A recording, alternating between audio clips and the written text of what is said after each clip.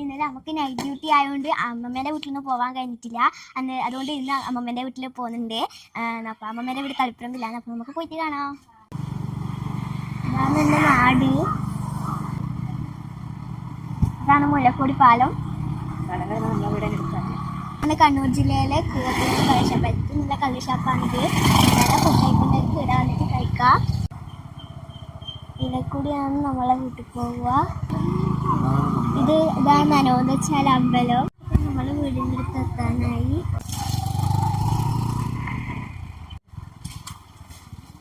അമ്മ നമ്മളെ കാറ്റ് നിൽക്കലാണ്. കാല്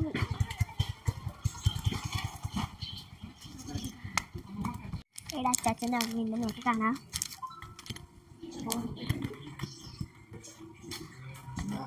എൻ്റെ മോള് വന്നിട്ടുണ്ടാ.